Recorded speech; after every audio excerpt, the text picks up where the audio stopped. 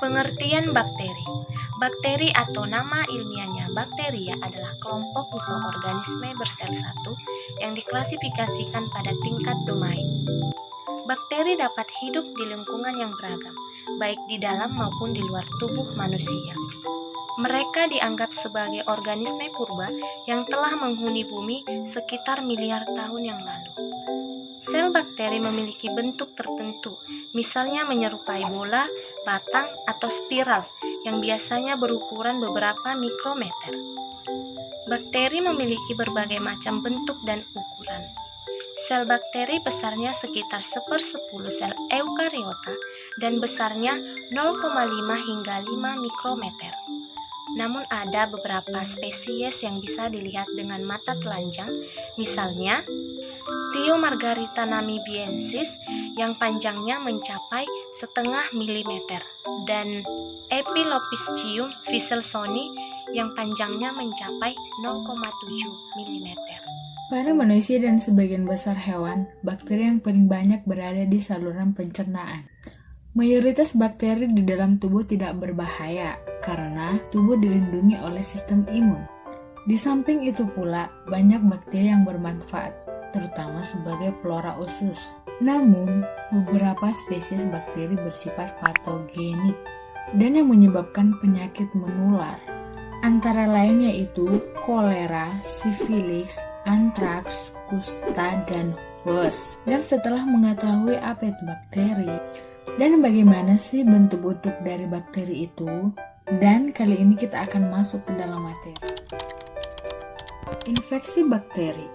Seperti yang kita ketahui, musim hujan dan panas ini tidak tentu.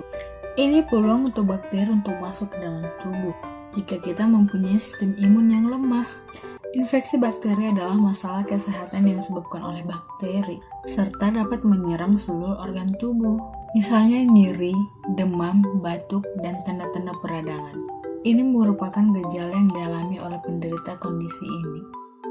Lalu, apa sih penyebab dari infeksi bakteri itu? Infeksi terjadi saat bakteri merugikan masuk ke dalam tubuh dan berkembang biak dengan cepat. Penularan bakteri dapat terjadi dengan cara berbeda-beda. Yang diantaranya adalah, yang pertama itu secara langsung. Penularan bakteri dapat terjadi ketika seorang terinfeksi bersin, batuk, ciuman, ataupun yang berhubungan seksual.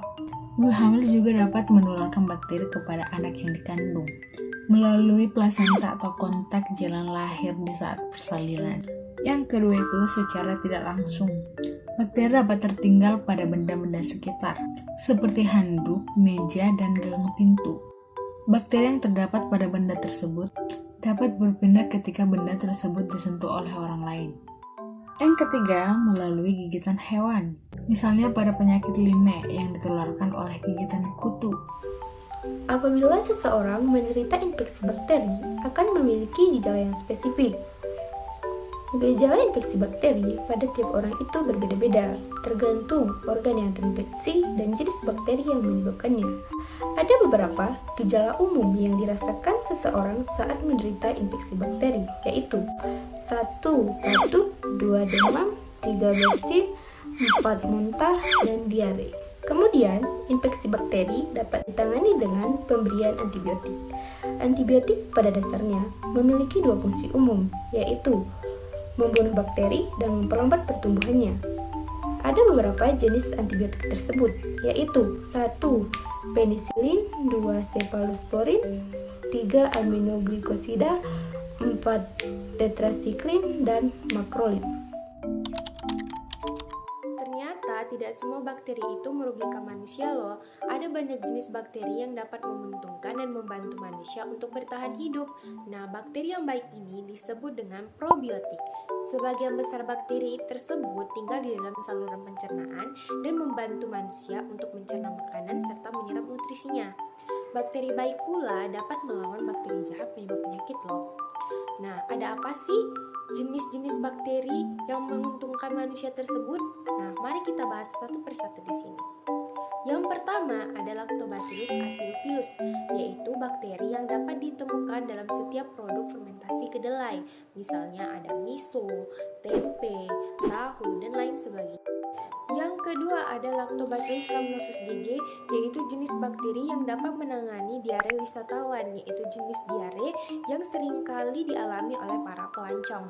Yang ketiga ada Lactobacillus salivarius, yaitu bakteri yang dapat menghambat pertumbuhan Helicobacter pylori, yaitu bakteri yang menjadi penyebab penyakit tukak lambung. Yang keempat ada Lactobacillus plantarium, yaitu bakteri yang dapat meningkatkan sistem imun manusia sehingga dapat melawan infeksi bakteri penyebab penyakit. Yang kelima ada Bifidobacteria infantis, yaitu jenis bakteri yang diyakini sebagai bakteri yang menguntungkan manusia dengan meredakan gejala IBS. Yang keenam ada Streptococcus thermophilus, yaitu bakteri yang menghasilkan enzim laktase. Sebagaimana yang kita ketahui bahwa enzim laktase ini sangat bagus untuk sistem pencernaan manusia. Ketujuh ada Bifidobacterium inongum, yaitu jenis bifidobakteria yang umum ditemukan di saluran pencernaan. Nah, fungsi dari bakteri ini adalah untuk memecah karbohidrat dan menetralisis racun di usus-usus loh. Nah, itu dia tadi penjelasan bakteri oleh kelompok 2. Diharapkan para audiens dapat memahami apa yang kami sampaikan. Sekian dan terima kasih.